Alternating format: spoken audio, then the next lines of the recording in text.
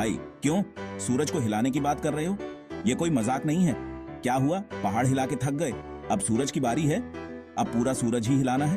अरे भाई आराम से, ये कोई छोटा मोटा काम नहीं है। हनुमान जी ने भी सूरज का एक टुकड़ा ही खाया था, पूरा सूरज तो नहीं उठा के ले गए थे। सोचो, अगर हनुमान जी ने पूरा सूरज उठा लिया होता तो क्या होता।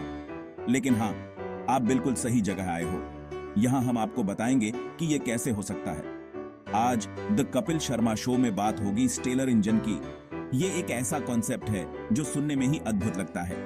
पूछेंगे स्टेलर इंजन क्या होता है और ये कैसे काम करता है, क्या ये सच में संभव है। सोचो, सूरज के लिए एक बहुत बड़ा इंजन। ये इंजन सूरज की ऊर्जा को हार्नेस करेगा और उसे स्पेस में धकेलेगा। ऐसा है जैसे एक हाथी पे रॉकेट इंजन लगा रहे हो, लेकिन यहाँ हाथी धरती से लाखों गुना बड़ा एक आग का गोला है। ये कंपैरिजन सुनने में अजीब लगता है, लेकिन ये कॉन्सेप्ट उतना ही विशाल और जटिल है। मतलब ये हुआ कि सूरज की ही एनर्जी यूज करके उसे स्पेस में धकेलना है। ये एक बहुत ही इनोवेटिव तरीका है स्पेस ट्रैवल के लिए। पागलपंती लग रही है ना? क्योंकि है ही पागलपंती, लेकिन कभी कभी पागलपंती ही सबसे बड़े इनोवेशंस को जन्म देती है, लेकिन थोड़ा ब्रिलियंट भी है। ये कॉन्सेप्ट हमें सोचने पर मजबूर करता है कि हम अपनी टेक्नोलॉजी को किस हद तक ले जा सकते हैं। वैज्ञानिक इस पर काम कर रहे हैं और ये देखना दिलचस्प होगा कि क्या हम सच में सूरज को हिला सकते हैं। तो चलिए इस अद्भुत यात्रा पर निकलते हैं और जानते हैं कि क्या हम सच में सूरज को हिला सकते हैं। और हाँ, हंसी मजाक के साथ साथ कुछ ज्ञान भी मिलेगा, तो बने रहिए हमारे साथ। अच्छा, तो सूरज जैसे भारी चीज को हिलाएंगे कैसे? यहां से बात रॉकेट साइंस बन जाती है। यहां बात हो रही है डायसन स्फीयर और शकादोव थ्रस्टर जैसी चीजों की। चिंता मत करो, मुझे भी ये सब समझ नहीं आता, लेकिन बेसिकली ये कुछ ऐसे इमेजिनरी स्ट्रक्चर्स हैं जो सूरज के आसपास बनाए जाएंगे ताकि उसकी एनर्जी को एक दिशा में भेजा जा सके। ऐसे समझ हो वो घूमने वाले स्प्रिंकलर देखे हैं जो पानी फेंकते हैं हर तरफ। स्टेलर इंजन भी कुछ ऐसा ही है, लेकिन यहाँ पानी की जगह सूरज की रोशनी निकलेगी और आपके घर के बगीचे की जगह पूरा सौर मंडल हिल जाएगा। एक तरह का स्टेलर इंजन होता है शकादोव थ्रस्टर। यह एक विशालकाय संरचना है जो अंतरिक्ष में स्थापित की जाती है। सोचो, एक बहुत बड़ा दर्पण, जितना बड़ा आप सोच भी नहीं सकते, सूरज के पास बना हुआ। यह दर्पण इतना विशाल है कि यह सूरज की किरणों को प्रतिबिंबित कर सकता है। यह दर्पण सूरज की ही किरणों को वापस उस पर डालेगा, जिससे एक बहुत छोटा धक्का लगेगा। यह धक्का इतना छोटा है कि इसे महसूस करना मुश्किल है, लेकिन यह निरंतरता में काम करता है। यह ऐसा है जैसे किसी ट्रक को फूंक मार के हिलाने की कोशिश करना।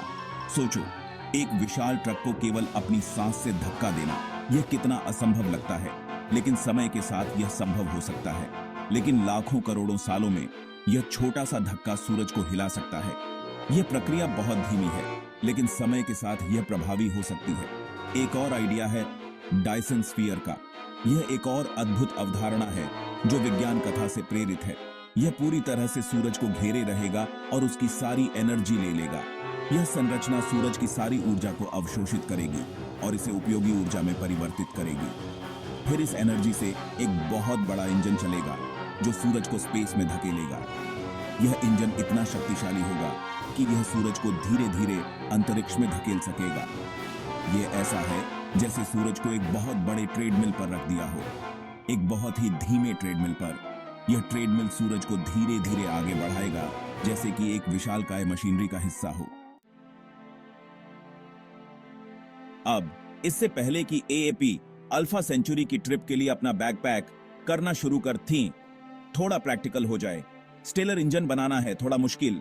हम यहाँ ऐसे इंजीनियरिंग प्रोजेक्ट्स की बात कर रहे हैं जिनके सामने पिरामिड भी लेगो ब्लॉक्स जैसे लगेंगे।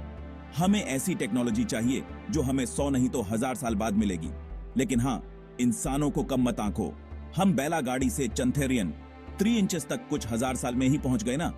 कौन जानता है आने वाले समय में हम क्या कर पाएंगे। हो सकता है हमारे परपोते मंगल ग्रह पर चाय की चुस्की लेते हुए शिकायत कर रहे हों कि सूरज बहुत पास है। पहले सबको लगता था कि धरती ब्रह्मांड के बीच में ही है। क्या जमाना था। फिर कोपरनिकस आया और बोला, अरे नहीं, सूरज बीच में है। मजा खराब कर दिया यार। लेकिन स्टेलर इंजन के साथ हम ही होंगे जो किताबों को फिर से लिखेंगे। सोचो, आने वाली पीढ़ियों को बताएंगे कि सूरज हमेशा एक ही जगह पर नहीं रहता था, हमने ही उसे हिलाया था। ये तो ब्रह्मांड के साथ सबा से बड़ा मजाक होगा। अरे ब्रह्मांड जी, आपका तारा थोड़ी देर के लिए ले लिया, घूम के वापस कर देंगे। सूरज को हिलाने का मतलब सिर्फ अपना पता बिठेलना नहीं है, इसका मतलब है पूरे सौर मंडल को साथ ले जाना। सोचो, धरती, मंगल, बृहस्पति सब सूरज से जुड़े हुए हैं, एक विशाल सेलेस्टियल ट्रेलर पार्क की तरह। हाँ, एक छोटी सी समस्या जरूर है कि ग्रहों की कक्षाओं का क्या होगा, लेकिन अरे कोई भी समस्या भविष्य के इंसानों के लिए बहुत बड़ी नहीं होती है ना। हम बस किसी तरह का प्लेनेटरी ऑन ऑर्बिट स्टेबलाइजर बना लेंगे और निकल पड़ेंगे। यह बिल्कुल अपनी गाड़ी का अलाइनमेंट ठीक करवाने जैसा होगा, बस थोड़े बड़े पैमाने पर। अब मैं जानता हूं आप ही क्या सोच रहे हैं, कपिल ये सब तो बहुत रोमांचक है, लेकिन शर्मा जी का क्या होगा?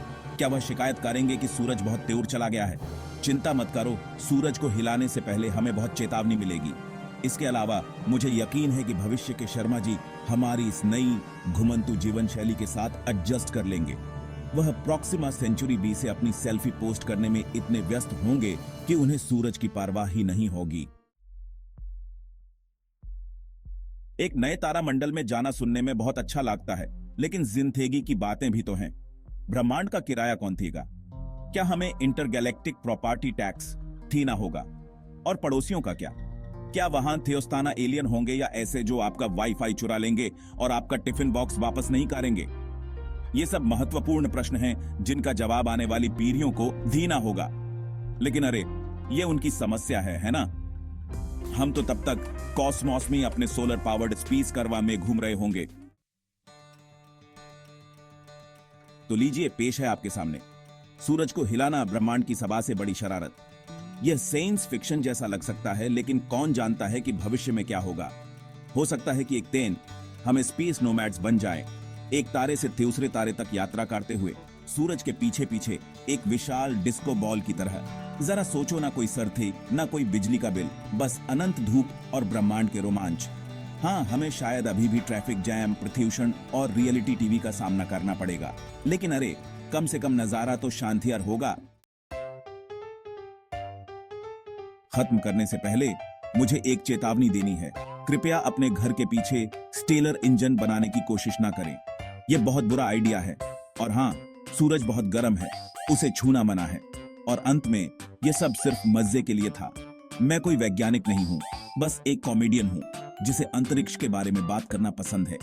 अगर आपको स्टेलर इंजन के बारे में कोई सवाल है तो कृपया किसी अच्छे एस्ट्रोफिजिसिस्ट से पूछें या फिर गूगल कर लो। धन्यवाद, शुक्रिया, आभार। अगली बार फिर से जुड़िए द कपिल शर्मा शो के साथ, जहां हम बात करेंगे ब्लैक होल को इंटरडायमेंशनल पोर्टल के रूप में इस्तेमाल करने की संभावना पर। अब आप सोच रहे होंगे कि स्टेलर इंजन क्या है।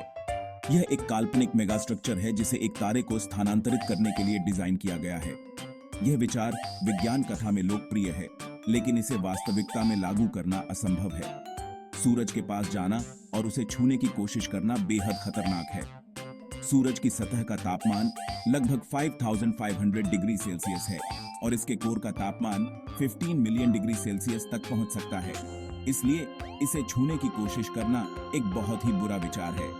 अगर आप वास्तव में अंतरिक्ष और खगोल विज्ञान के बारे में जानने के इच्छुक हैं, तो आप किसी अच्छे एस्ट्रोफिजिसिस्ट से संपर्क कर सकते हैं।